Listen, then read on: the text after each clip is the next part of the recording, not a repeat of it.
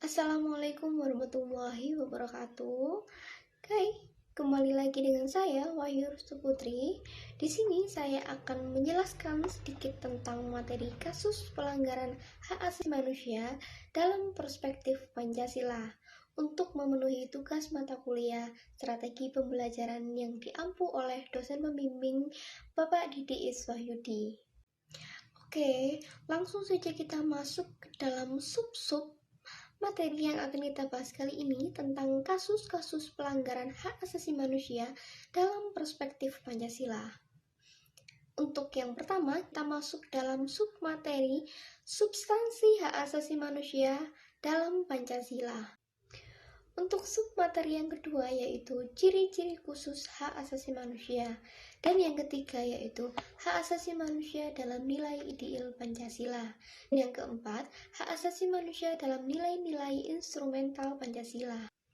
Yang kelima yaitu nilai-nilai hak asasi manusia dalam nilai praktis Pancasila, dan yang keenam sikap positif dalam Pancasila. Itulah keenam submateri yang akan kita bahas pada pertemuan kali ini.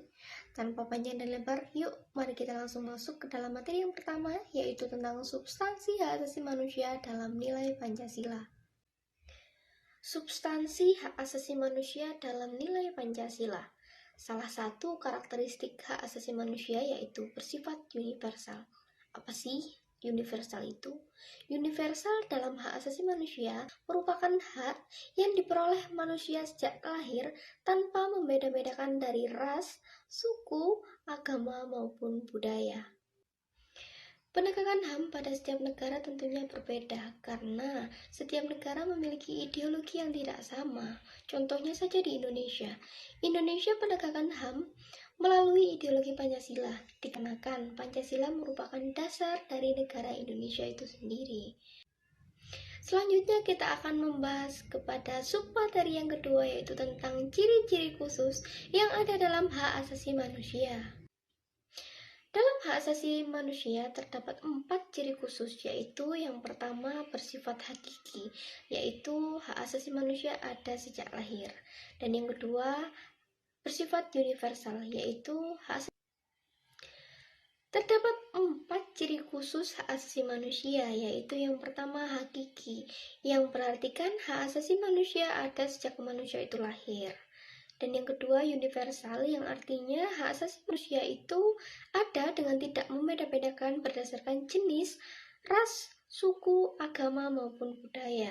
Dan yang ketiga yaitu tidak dapat dijawab, artinya hak asasi manusia tidak dapat dibagikan kepada orang lain. Dan yang terakhir yaitu tidak dapat dibagi, yang artinya semua orang berhak mendapatkan hak baik dalam segi ekonomi, sosial, agama, maupun budaya. Oke, selanjutnya kita masuk ke dalam submateri yang ketiga, yaitu hak asasi manusia dalam nilai-nilai ideal Pancasila. Dalam nilai-nilai ideal Pancasila mengacu kepada sila-sila yang terdapat dalam Pancasila, yaitu mulai dari sila pertama sampai sila kelima, mulai dari ketuhanan yang Maha Esa, kemanusiaan yang adil dan adab, persatuan Indonesia, kerakyatan yang dipimpin oleh hikmat, kebijaksanaan dalam permusyawaratan perwakilan, dan keadilan sosial bagi seluruh rakyat Indonesia. Dari kelima sila ini memiliki berbagai nilai-nilai ideal Pancasila yang berpedoman dalam kehidupan bermasyarakat sehari-hari.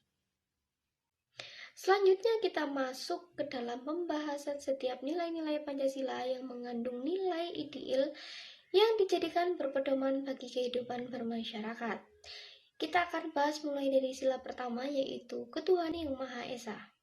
Dalam sila pertama ini mengandung hak bahwa menjamin kemerdekaan beragama, mulai dari memeluk agama yang dipercayai dan melaksanakan ibadah sesuai dengan agama yang dianutnya. Selanjutnya kita masuk dalam sila yang kedua, yaitu kemanusiaan yang adil dan beradab. Dalam hal ini menempatkan setiap warga negara dalam kedudukan yang sama dalam hukum, serta memiliki hak dan kewajiban yang sama untuk mendapat jaminan perlindungan hukum.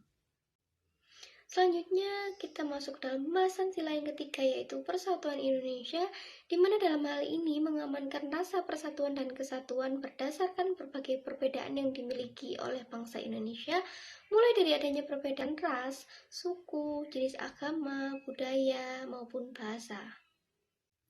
Selanjutnya kita masuk dalam sila yang keempat, yaitu kerakyatan yang dipimpin oleh hikmat kebijaksanaan dalam permusyawaratan perwakilan. Di sini mencerminkan bahwa dalam kehidupan pemerintahan harus bersifat demokratis, serta menjunjung tinggi nilai musyawarah dan menghargai pendapat orang lain.